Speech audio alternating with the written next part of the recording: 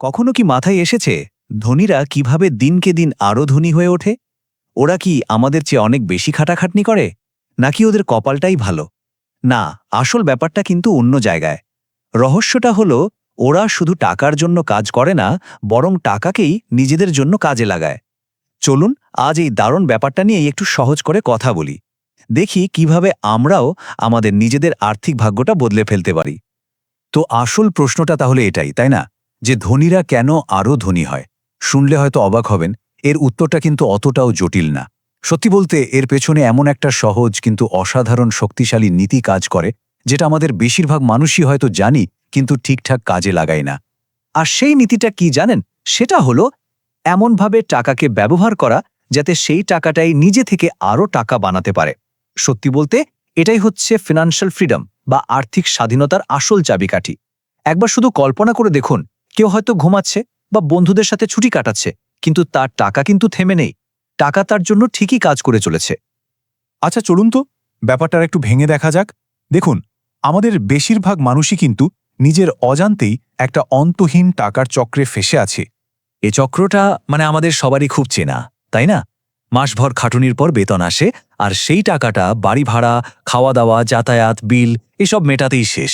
মাস শেষে গিয়ে দেখি পকেট প্রায় ফাঁকা। আবার পরের মাস আবার ঠিক সেই একই গল্প। মনে হয় যেন ওই চক্রটা ভাঙা প্রায় অসম্ভব। আর এই চক্রের ভেতরেই লুকিয়ে আছে একটা অদৃশ্য চোর।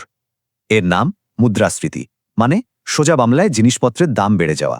একবার ভাবুন, আজকে ১,০০০ টাকায় যে এক ঝুড়ি জিনিস কিনতে পারছেন, ৫ বছর পর দেখবেন সেই একই টাকায় বড়জোর অর্ধেক ঝুড়ি জিনিস মিলছে। এর মানেটা কি দাঁড়ালো? মানে হলো, ব্যাংকে শুধু টাকা ফেলে রাখলে সময়ের সাথে সাথে কিন্তু আপনার টাকার আসল ক্ষমতা বা জোর দুটোই কমে যাচ্ছে। তাহলে এই চক্র ভাঙার উপায়টা কি? উপায় কিন্তু একটাই, আর সেটা হলো আমাদের চিন্তাভাবনায় একটা বড়সড় পরিবর্তন আনা। শুধুমাত্র টাকা জমানো বা সেভার হয়ে থাকলে চলবে না, আমাদের হয়ে উঠতে হবে একজন ইনভেস্টর বা বিনিয়োগকারী। এখন প্রশ্ন হলো, এই বিনিয়োগ বা ইনভেস্টমেন্ট জিনিসটা আসলে কি?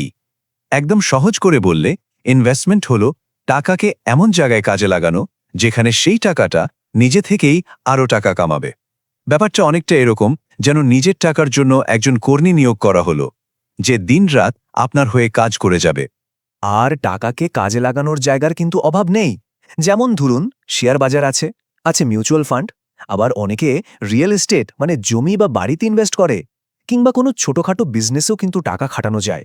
এমনকি নিজের স্কিল বাড়ানোর জন্য নতুন কিছু শেখাও কিন্তু এক ধরনের দারুণ ইনভেস্টমেন্ট, কারণ এটাও তো ভবিষ্যতে আপনার আয় বাড়াতে সাহায্য করবে। ইনভেস্টমেন্টের জগতে সবচেয়ে জাদুকরী আর শক্তিশালী যে জিনিসটা আছে সেটা হলো চক্রবৃদ্ধি বা কম্পাউন্ডিং। এটাকে একটা ম্যাজিকও বলতে পারেন। এটা এমন এক শক্তি যা ছোট্ট একটা পুঁজিকেও সময়ের সাথে সাথে পাহাড় সমান সম্পদে পরিণত করে দিতে পারে। এর আইডিয়াটা কিন্তু খুবই সিম্পল। ধরুন আপনি কোথাও টাকা রাখলেন, সেটার ওপর লাভ পেলেন। সাধারণ ক্ষেত্রে লাভটা শুধু মূল টাকার ওপরেই হয়, কিন্তু কম্পাউন্ডিংয়ে মজাটা হলো, এখানে আপনি শুধু মূল টাকার ওপর লাভ পাচ্ছেন না, বরং আপনার অর্জিত লাভের ওপরেও আবার লাভ পাচ্ছেন। সোজা কথায় লাভের ওপর লাভ। আর এভাবেই টাকাটা গুণিত হারে বাড়তে থাকে। চলুন একটা ছোট্ট উদাহরণ দিয়ে দেখি এটা কিভাবে কাজ করে। ধরুন ১০,০০০ টাকা কোথাও ইনভেস্ট করা হলো, যেখানে বছরে ১০% লাভ পাওয়া যায়। তো প্রথম বছর শেষে কি হবে? আপনার ১০,০০০ টাকা বেড়ে হয়ে যাবে ১১,০০০। ঠিক আছে, কিন্তু আসল খেলাটা শুরু হবে এর পর থেকে। দ্বিতীয় বছরে আপনি লাভ পাবেন, কিন্তু আর ১০,০০০-এর উপর না, পাবেন পুরো ১১,০০০ টাকার উপর। লাভ হবে ১১০০ টাকা। বুঝতেই পারছেন, প্রতি বছর আপনার লাভের অঙ্কটাও বড় হতে থাকবে, ঠিক যেন বরফের পাহাড় থেকে ছোট্ট একটা বল গড়িয়ে পড়ার মতো। যত গড়াবে তত বড় হতে থাকবে। বিখ্যাত বিজ্ঞানী আইনস্টাইন নাকি একবার বলেছিলেন, চক্রবৃদ্ধির সুদ হল পৃথিবীর অষ্টম আশ্চর্য। আর এরপরে তিনি আরও একটা দারুণ কথা বলেছিলেন, যে এটা বোঝে সে এটা থেকে আয় করে, আর যে বোঝে না সে এর জন্য মূল্য দেয়। একজন সফল বিনিয়োগকারীর মতো করে ভাবতে গেলে যে জিনিসটা সবার আগে বুঝতে হবে, সেটা হলো অ্যাসেট আর লায়াবিলিটির মধ্যে পার্থক্য। বিশ্বাস করুন, এই একটা মাত্র কনসেপ্টই যে কারো আর্থিক জীবনটা পুরোপুরি বদলে দেওয়ার ক্ষমতা রাখে। এর সংজ্ঞাটা কিন্তু একদমই সহজ। অ্যাসেট বা সম্পদ হলো সেই জিনিস যা আপনার পকেটে টাকা নিয়ে আসে, আর লায়াবিলিটি বা দায় হলো ঠিক তার উল্টোটা, যা আপনার পকেট থেকে টাকা বের করে নিয়ে যায়।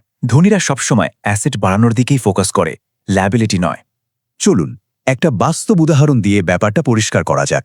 ধরুন দুই বন্ধু, একজন একটা খুব দামি গাড়ি কিনল নিজের শখের জন্য। এখন এই গাড়ির পেছনে প্রতি মাসে তার তেলের খরচ আছে, কিস্তির টাকা আছে, মেইনটেনেন্সের খরচ আছে। মানে গাড়িটা তার পকেট থেকে শুধু টাকাই বের করে নিয়ে যাচ্ছে। এটা হলো একটা লায়াবিলিটি। এবার ধরুন তার অন্য বন্ধুটিও একটা গাড়ি কিনল, কিন্তু সেই গাড়িটা ভাড়ায় খাটানোর জন্য কিনল। সেই গাড়ি থেকে প্রতি মাসে তার একটা ইনকাম আসছে। তার মানে এই গাড়িটা তার পকেটে টাকা আনছে। এটা হলো একটা অ্যাসেট। দেখুন, জিনিস কিন্তু একটাই, গাড়ি, কিন্তু ব্যবহারের ধরনের উপর ভিত্তি করে একটা হয়ে গেল অ্যাসেট আর একটা লায়াবিলিটি। এত সব কথা শোনার পর হয়তো মনে হচ্ছে, আরে বাবা, শুরু করাটা তো তাহলে অনেক কঠিন আর ঝামেলার ব্যাপার হবে।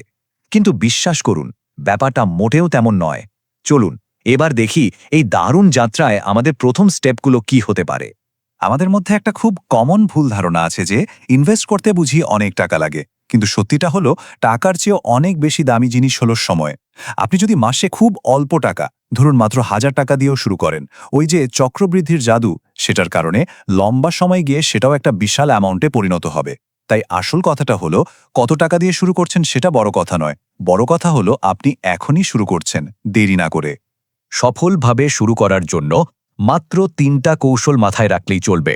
1 নম্বর, জ্ঞান অর্জন করুন। মানে যেখানে টাকা রাখছেন সেই জায়গাটা সম্পর্কে ভালোভাবে জানুন, বুঝুন। না জেনে টাকা ঢালা আর জুয়া খেলা কিন্তু একই ব্যাপার।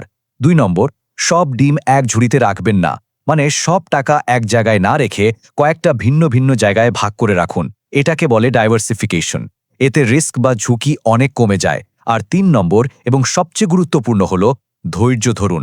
মনে রাখবেন, ইনভেস্টিং হলো একটা ম্যারাথন দৌড়, 100 মিটারের স্প্রিন্ট নয়। এখানে রাতারাতি বড়লোক হওয়ার কোনো স্কিম নেই। তো শেষ করার আগে চলুন সবাই নিজেকে একটা প্রশ্ন করি। আমরা কি সারা জীবন শুধু টাকার জন্য কাজ করে যেতে চাই, নাকি এমন একটা জীবন তৈরি করতে চাই যেখানে আমাদের টাকা আমাদের জন্য কাজ করবে, যেখানে টাকা আমাদের এনে দেবে সত্যিকারের আর্থিক স্বাধীনতা? সিদ্ধান্তটা কিন্তু সম্পূর্ণ আমাদের। একটা কথা মনে রাখতে হবে, টাকা জমানো অবশ্যই ভালো, কিন্তু সেই জমানো টাকাকে কাজে লাগিয়ে আরও টাকা তৈরি করা, ওটাই হলো আসল স্মার্টনেস।